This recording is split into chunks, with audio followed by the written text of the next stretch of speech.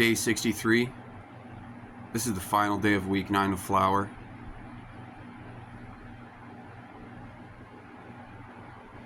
What a fade.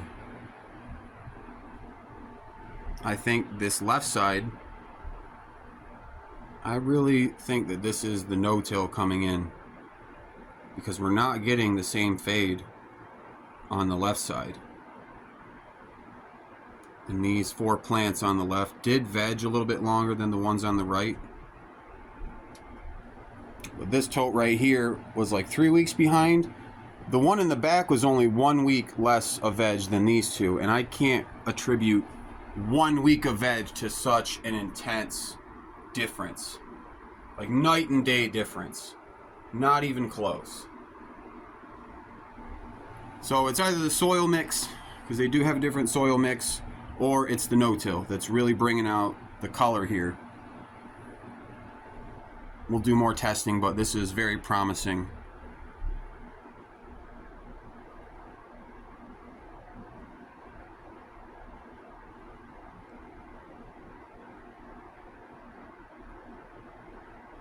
I think when you let a plant do its full cycle, when you chop it, it releases everything that was left in its root system into the soil. And there must be some kind of hormone or exudate that they give off when you chop them that they don't produce until they die. That's my hypothesis. However unscientific it may be. But that's what I'm seeing here. We're not getting this same level of fade over here. They're acting like the first run, taking a long time to purple up. Taking longer even. It doesn't look like they really want to turn purple. Again, that could be the soil mix. It's hard to know. We had too many variables.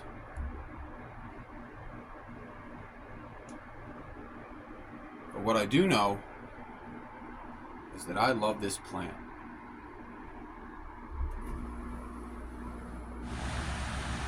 Here is their water consumption for the week.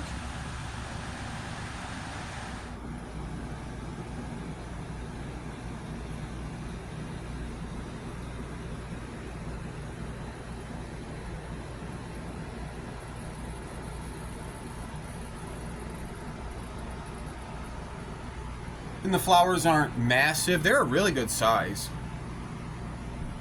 If you compare it to the size of my hand. They're a good size. They're not the biggest I've grown. But the main thing is the density. They're like a 8 out of 10 density if it is anything like the first run. And if you look at the first run at the same point we were as we are right now, the development is just unreal. It doesn't look like the same plant. This is what I was trying to pull out.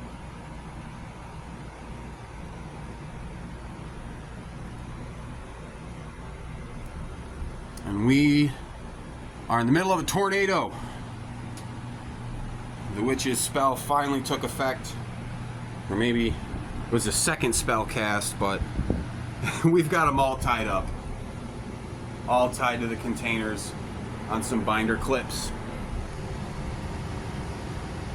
Just to keep them from falling over, because they were all just in one big cluster waiting to get moldy. And they still kind of are, but that's about the best I can do. We've got 1 more week. We're doing good on humidity. It's been dry. I'm keeping it colder too. We're going to try to keep it right at 70, 72 from here on out. Really bring out that purple. Try to preserve the terpenes.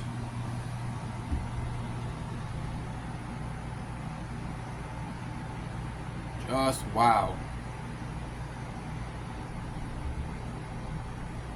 We've got big plans for the outdoor this year.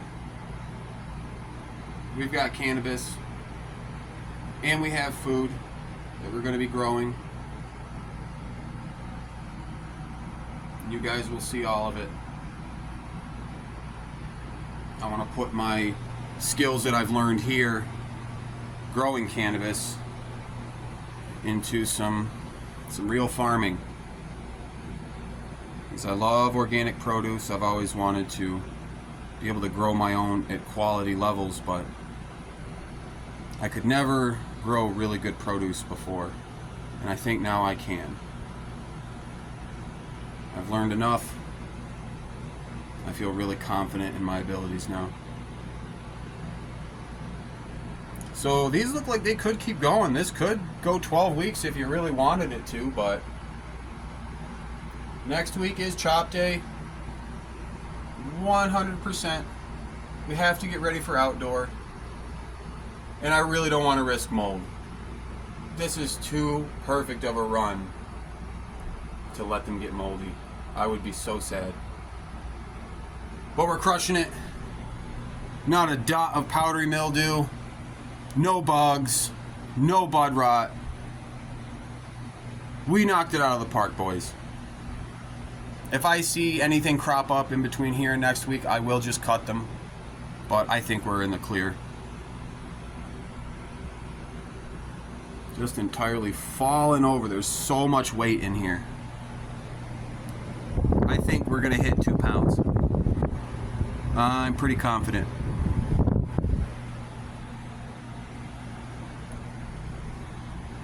And that would mean we hit about 4 ounces a plant on average.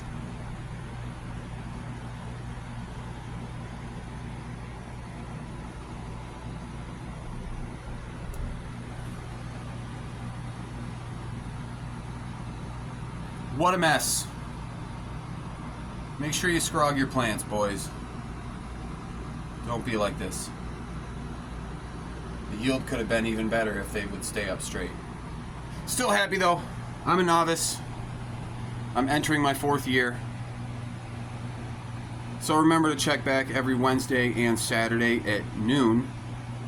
And if you'd like to support the channel, check out Mars Hydro and use my code. Thank you for watching.